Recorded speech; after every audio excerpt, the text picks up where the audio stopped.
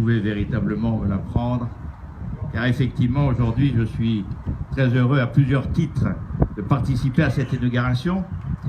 Et tout d'abord, pour prendre la suite du vice-président, représentant le président du conseil départemental de l'Oise, Olivier Pacot, une entreprise familiale résonne dans mon cœur plus qu'une autre. Et en plus, lorsque j'assiste et viens féliciter un petit-fils de Gabriel, fils de Christian, qui reprend une entreprise, cela résonne dans mon cœur et à mes oreilles. Gabriel, en plus, vous l'avez compris, rime avec Marcel. Et puis, on me l'a rappelé très justement, monsieur le maire, Pierre Jean, l'importance des mesures qui doivent, non pas vous assister. Vous n'êtes pas homme à attendre des aides et des subventions. Mais ce que vous réclamez, et vous avez raison, comme beaucoup de chefs d'entreprise en France, c'est un cadre juridique et fiscal stable, qui dure, quels que soient les changements de gouvernement, qui puisse même peut-être demain être inscrit dans la Constitution pour vous permettre d'entreprendre en étant rassuré, sans inquiétude du lendemain. Vous avez déjà l'inquiétude de savoir si demain vous aurez les clients d'aujourd'hui ou d'hier. C'est déjà énorme pour assurer votre plan de charge et pouvoir faire vivre votre entreprise et votre équipe. Vous ne devez pas être ou avoir des soucis à cause de la politique, du gouvernement ou de l'administration. Toutes ces institutions doivent être là pour vous aider et vous assister. C'est ce pourquoi je me bats. Mon discours a été entendu même aujourd'hui par le gouvernement. Il a du mal à mettre en application. Et lorsque j'entends le chiffre 14 au-dessus de 10, en dessous de 20, ces chiffres qui représentent les seuils qui font peur aux chefs d'entreprise, 10, 50, 100, eh bien, ils seront levés.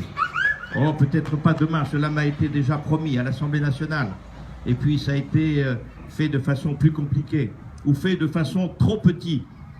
Pourquoi est-ce que les politiques n'ont pas le courage de faire de grandes avancées? Parce qu'il y a souvent des extrêmes, plus à gauche qu'à droite, qui empêchent, et puis des syndicats qui ont le devoir est de protéger les travailleurs, mais qui confondent la mission de survie de leur propre existence avec celle d'aider véritablement les gens d'une entreprise. Et à un moment donné, ça ne peut plus fonctionner. Et en tout cas, c'est pas parce qu'ils ont un souci de survie qu'ils doivent bloquer le progrès indispensable pour l'avancée économique, industrielle ou artisanale.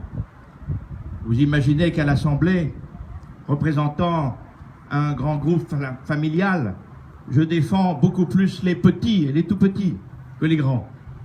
Et aujourd'hui, comme je suis heureux de voir à vos côtés toute cette équipe sympathique qui travaille en famille, qu'il s'agisse de Jérémy, de Myriam, de Jean-Jacques, de Didier, de Nicolas, mais aussi, bien sûr, de Fatima.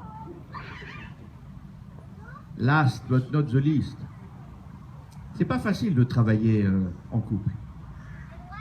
Mais lorsque ça marche, c'est extraordinaire.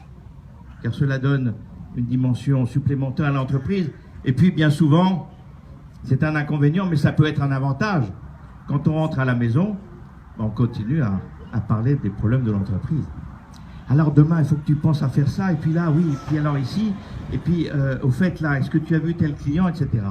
Ça veut dire que on vit véritablement l'entreprise. L'entreprise, c'est sa vie, et l'entreprise aujourd'hui, vous le démontrez avec perfection, c'est votre vie. Et je voudrais, pour terminer, vous dire aussi combien personnellement, et là c'est peut-être plus l'artiste qui parle. La pierre et le bois, pour moi, sont des matériaux qui ont une âme. La pierre parle. Je vais prochainement faire un ouvrage qui s'appellera Paroles de murs. Les murs ont une histoire. Oh, le plus célèbre d'entre eux, bien entendu, vous connaissez tous, c'est celui de Jérusalem. Mais au-delà de cela, regardez dans les villes, arrêtez-vous, à travers les graffitis. Il n'y a pas que cela. Il y a aussi cette pierre qui a un âge sur les monuments les plus anciens, que ce soit celle de notre cathédrale à Beauvais ou celle de certaines ruines. Et Vandeuil-Capli vient passer pour le savoir dans les fouilles et ce travail extraordinaire qui est effectué. Mais au-delà de cela, le bois, je dirais, a une âme supplémentaire. Et chez moi, il y a beaucoup de bois.